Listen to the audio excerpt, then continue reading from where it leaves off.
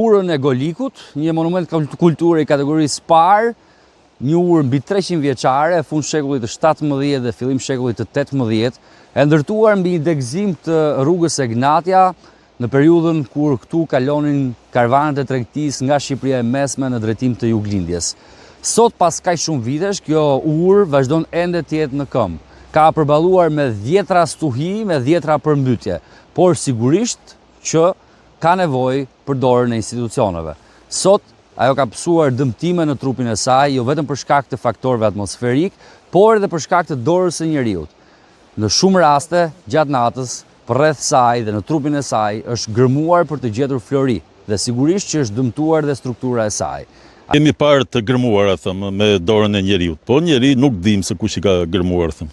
Kanë gërmuar, thëmë.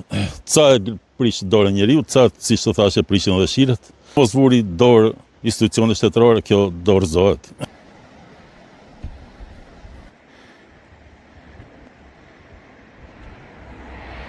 Janë bëjë punime, po kush i ka paje.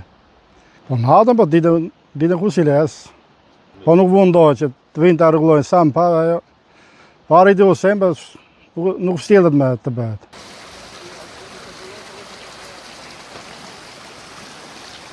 Ajo që është mëse e nevojshme tani, është që Ministria e Kulturës sa më shpejt të nisë punën për të ruajtur këtë histori, këtë urë, pasi duke u shëmbur kjo urë, shëmbet e gjithë historia.